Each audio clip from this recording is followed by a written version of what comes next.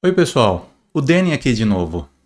Eu quero falar com vocês hoje sobre uma discussão que está em alta na bolha dev hoje, que é a suspeita de que a alegria de programar está desaparecendo. Isso é um fato, porém eu quero vir aqui trazer um contraponto para vocês.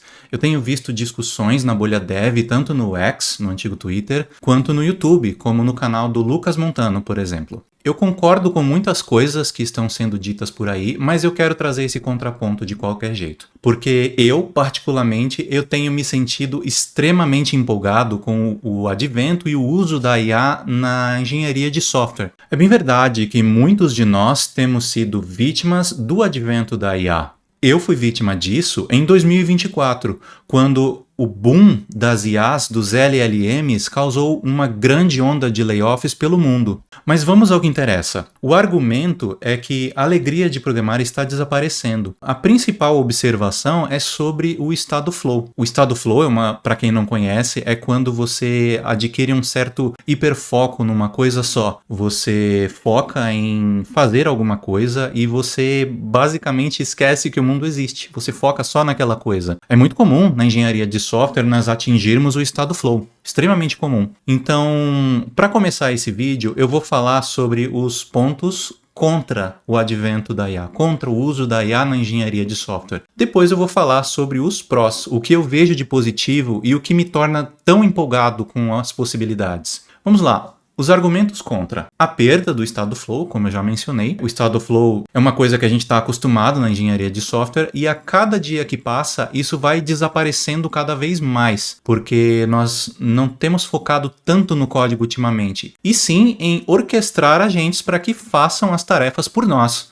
Óbvio que isso existe um certo nível de responsabilidade para que você possa delegar as tarefas corretamente para os agentes e revisar o código que saiu da operação delas, né? Isso não tira a nossa responsabilidade do código, dos algoritmos, do encaixe nas regras de negócio, né? No atendimento ao que foi solicitado. Na verdade, eu acho que isso traz uma responsabilidade até maior, porque o código não foi escrito por você, foi escrito por outra pessoa. Como se fosse um júnior bombadão, um júnior muito esperto. Na realidade, a IA muitas vezes é mais esperta do que a gente, que pode ter muitos anos de experiência, mas a IA acaba encontrando formas melhores de executar uma tarefa. Eu aprendo muito com isso, mas é fato. O estado flow está sumindo, se já não sumiu. Outro ponto negativo sobre o uso da IA na engenharia de software é a desaceleração do aprendizado. Antigamente, quando não tinha IA, até 2024 eu não usava IA de jeito nenhum, era muito comum a gente ir no Stack Overflow, perguntar para alguém, olha, eu já estou enfrentando esse problema, como eu faço para resolver? E você criava uma certa discussão ali das pessoas, né? Te ajudavam a resolver aquele problema. Isso quando a gente não pentelhava o colega de empresa, né, na mesa do lado, para que ele parasse o que está fazendo, a gente interrompia o estado flow dele para que ele ajudasse a gente numa tarefa e virava ali um mini XP, né? Uma mini programação em pares. Então a gente resolvia o problema dessa forma, ou com o colega, ou procurando respostas no Stack Overflow. Hoje em dia, o que a gente faz para aprender? A gente faz uma análise conjunta com a IA. E muitas vezes a gente não sabe aproveitar isso. Por quê? Pensa comigo, é um expert ali, né? Ele sabe muitas coisas que a gente precisa ainda pesquisar na internet, mas ele já tem aquela informação. E a gente passa batido, porque a gente quer entregar a tarefa, ou porque a gente não se importa muito com aquela tarefa, e deveria, tá? Mas a gente tá aprendendo menos.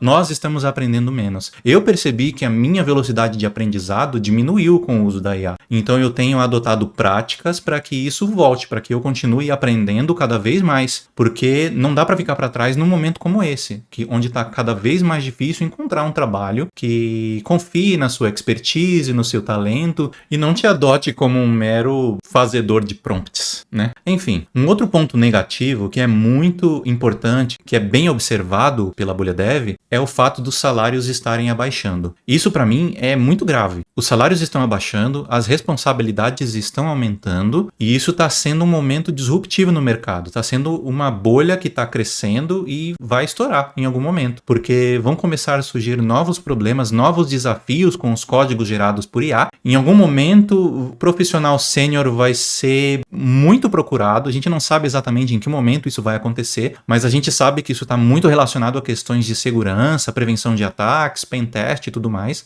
Mas esse momento não chegou ainda. Vai chegar, a gente não sabe quando, mas o fato é que os salários abaixaram.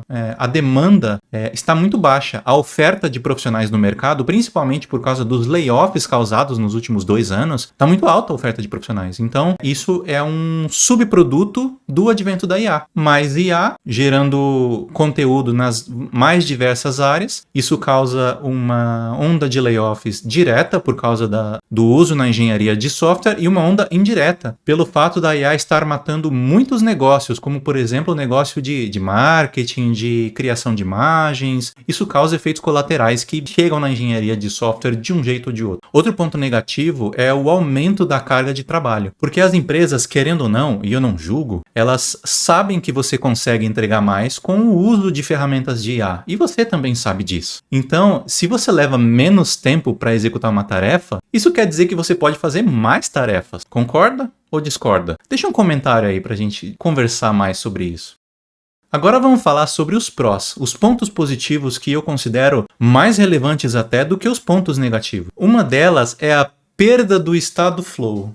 Ué, como assim, Dani? Você acabou de falar que a perda do estado flow é um ponto negativo? É um ponto negativo, mas também é um ponto positivo. Porque, pensa comigo, o estado flow ele é muito útil no trabalho, no local de trabalho, para você focar no que você está fazendo. Muitas pessoas no ambiente de trabalho, elas sabem como é o jeito, a cara de uma pessoa no estado flow, elas olham para uma pessoa no estado flow e sabem que é arriscado interromper aquele processo, porque você precisa entregar uma tarefa, uma demanda. Já esse tipo de coisa, o estado flow em casa, como a gente tem trabalhado cada vez mais em casa, cada vez mais remoto, isso acaba causando umas situações engraçadas. Como, por exemplo, eu, não sei vocês, mas eu levo muitos sustos em casa. Como às vezes eu tô trabalhando, às vezes eu gosto de trabalhar de porta aberta, até mesmo para ter um ruído de fundo da família, uma interação esporádica com a família. Mas às vezes, ocasionalmente, eu entro no estado flow, no código. E aí, quando alguém vem falar comigo aqui no escritório, eu tomo um susto. Eu me assusto. Então, isso é um pró. Eu tenho tido cada vez menos situações onde eu entro no estado flow e eu tenho tomado cada vez menos susto, porque eu delego algumas tarefas para agentes de IA, às vezes múltiplas tarefas ao mesmo tempo, né? A famosa orquestração de agentes, e isso não me deixa entrar no estado flow. Eu foco basicamente quando eu vou revisar o código executado por alguns agentes. Aí eu revejo o código, não dá tempo de entrar no estado flow porque eu estou basicamente verificando se o código atende às necessidades, se o código é seguro, se o código é conciso, se ele é consistente, basicamente isso. Então não dá tempo de entrar no estado flow. Outro ponto positivo que eu meio que citei como um ponto negativo é o aumento da produtividade. Como ponto negativo, eu elenquei como aumento da carga de trabalho. Aqui eu estou colocando como aumento de produtividade. Se você leva menos tempo para fazer uma tarefa, isso significa que você pode fazer mais tarefas. Então você pode fazer mais coisas interessantes, aprender mais coisas, ou até mesmo tocar múltiplos projetos ao mesmo tempo. Você pode ter agentes trabalhando no seu dia a dia e você pode orquestrar agentes na web, numa ferramenta longe, para que toquem um projeto paralelo para você. Ou você pode executar outras tarefas em paralelo, como por exemplo, escrever código num agente, usar uma LLM para te ajudar a organizar uma descrição de um PR, por exemplo, ao mesmo tempo. Outro ponto positivo é a redução de travamentos em problemas. Antigamente, quando a gente tinha um problema muito difícil, a gente travava, pedia ajuda para o colega, às vezes o colega não sabia também, pedia ajuda no Stack Overflow e tinha que esperar alguém ter a boa vontade de responder a sua dúvida. Hoje, esse problema basicamente não existe, porque quando você encontra um bloqueio, um problema muito sério, você interage e itera em diferentes LLMs, você pula do Claude pro Grok, pro GPT, e você vai cruzando as informações entre eles até que você entenda profundamente o que está acontecendo naquele problema. Eu enfrento muitos desses problemas em relação à segurança. Quando a gente trata de segurança, a gente não pode confiar cegamente na palavra de um LLM. Aliás, a gente nunca deve confiar cegamente na palavra de um LLM, porque ele basicamente funciona por alucinações. Ele alucina alucina, até que eventualmente ele acerta. Enfim, então você cruza as informações de LLMs diferentes até que você obtenha o conceito básico em você, até que você aprenda o conceito básico para te ajudar a prosseguir naquela tarefa, para te destravar da tarefa, que você possa finalmente terminar aquela tarefa. Outro ponto positivo é o fato de você ter sempre à mão um especialista. Muitas vezes você é o especialista da equipe e fica difícil para você encontrar alguém que saiba muito mais sobre um determinado assunto para poder te ajudar a continuar naquela tarefa. Com o uso da inteligência artificial para escrever código ou para tarefas de engenharia de software em geral, você tem um especialista sempre à mão. Você pode perguntar sobre qualquer assunto, incluindo assuntos que você não faz ideia de como funciona. Você é programador, você quer saber mais sobre pentest. Como eu protejo a minha aplicação sobre pentest? Pergunta. Você pode usar o agente que está na sua IDE, no seu cursor, no seu anti-gravity. Você pergunta para ele e ele vai olhar no seu codebase e ele vai te dar uma resposta personalizada considerando as nuances do seu código. Ele não vai te dar uma resposta genérica, não, de acordo com a RFC, não sei o que lá, não. Ele vai olhar no teu código e falar, o seu cookie não está muito protegido. O seu cookie. Enfim, o ponto positivo mais óbvio de todos é a orquestração de agentes. Como a gente mencionou anteriormente, você pode fazer várias tarefas em vários agentes ao mesmo tempo, incluindo tarefas que se cruzam na mesma regra de negócio, na mesma camada ou até mesmo no mesmo arquivo. Isso me faz pensar que aquela expressão vibe coder não se aplica muito bem aos programadores experientes que usam agentes, né? Eu acho que jockey de agentes ou, sei lá, boiadeiro de agentes faz mais sentido, porque você está organizando o fluxo por onde os agentes estão indo. Isso para mim faz um pouco mais sentido. Existe o vibe coder? Existe. Mas o vibe coder é aquele cara que não faz ideia de como se programa, do que é engenharia de software, normalização de dados, arquitetura de sistemas. Esse é o vibe coder. Agora, você que sabe programar, você não é um vibe coder. Você é, digamos, um agent wrangler. Bonito isso, né? Agora, o ponto positivo que eu acho mais importante é o tempo extra que você ganha. Quando a gente trabalha numa empresa, sem o uso de IA presencialmente, a gente perde muito tempo no transporte e perde muito tempo no estado flow, depurando, lendo material técnico e tudo mais. Com o uso dos agentes, da IA, você ganha muito tempo extra. Mas o que eu vou fazer com o tempo extra? O que você quiser. Você pode, inclusive, continuar codando outra coisa. Ou você pode aproveitar esse tempo com a sua família. Se você estiver trabalhando numa configuração remota, como eu estou, você aproveita mais o tempo com a sua família, você interage mais com a sua família, você tem pequenos momentos de amor, de carinho com a sua família e nunca subestime esses momentos. Nunca, jamais. São muito importantes. Você pode aproveitar esse tempo extra também para música, você pode compor músicas, tocar um violão, tocar um piano, cantar. Você pode aproveitar esse tempo extra para ler mais livros, pequenos trechos, um capítulo ou dois, enquanto você espera um agente terminar uma tarefa. Você pode aproveitar até mesmo para filmes e séries, dependendo do tamanho da tarefa que você tem que executar. E o último ponto positivo que eu considero é o fato de você poder trabalhar em side projects, projetos laterais. Porque é o que eu sempre digo, o seu trabalho das 8 às 18 não é o que vai te fazer rico. O que vai te fazer rico é o que você faz depois do trabalho. Nunca subestime isso também. Então, bote os agentes para trabalhar naquilo que vai te trazer dinheiro, presença na internet, autoridade, o que quer que você esteja buscando. E o futuro? O que vem depois? Eu acho que não tem mais volta. O uso de agentes na engenharia de software não vai acabar. Isso só tende a aumentar. A gente já está usando no código, na documentação, a gente está usando no code review, em testes unitários, em CI/CD, e isso só tende a aumentar e se tornar cada vez mais integrados. As ferramentas estão cada vez mais se integrando. É o Linear com o GitHub com o Notion, e todo mundo trabalhando com agentes de IA para te entregar o melhor conteúdo possível.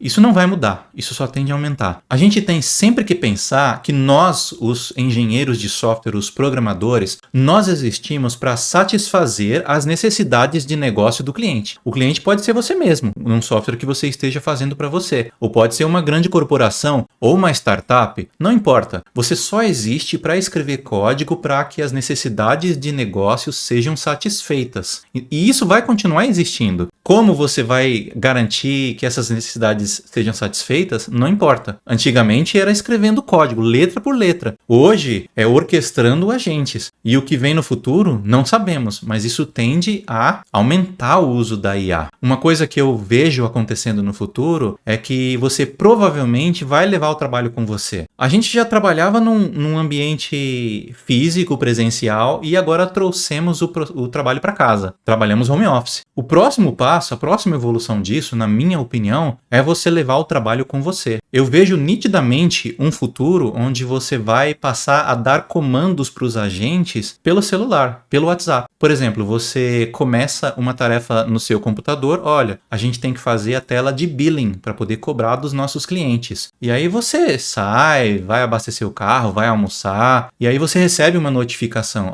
o que você me pediu está pronto, mas eu preciso clarificar alguns pontos aqui. Você olha e aí você fala com ele. A gente já tem o Whisperflow, que você consegue falar com o computador e ele vai escrever o código, escrever os seus prompts para você, né? E aí você só manda para o seu agente. Mas eu vejo claramente que no futuro a gente vai poder mandar as mensagens de áudio para os agentes.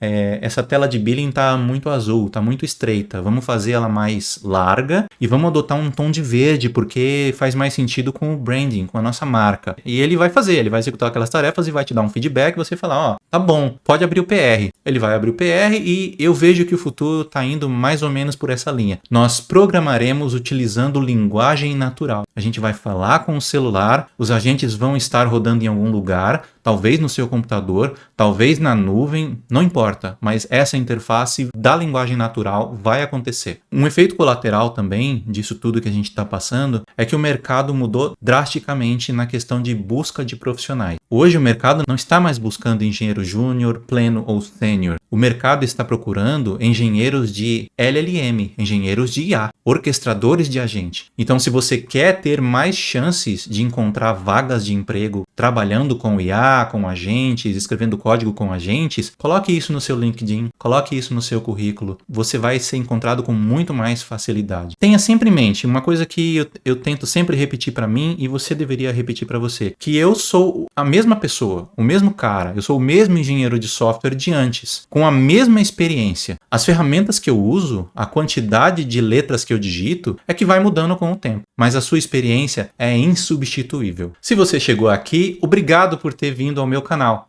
Se você gostou do conteúdo, se inscreve aí no canal, deixa um comentário para a gente poder discutir mais sobre esse assunto que está tão em alta e deixa um like, compartilha, comenta, manda para os seus amigos, posta no Twitter, onde você quiser. Vamos continuar essa discussão que está sendo tão importante no momento. Um abraço e até a próxima!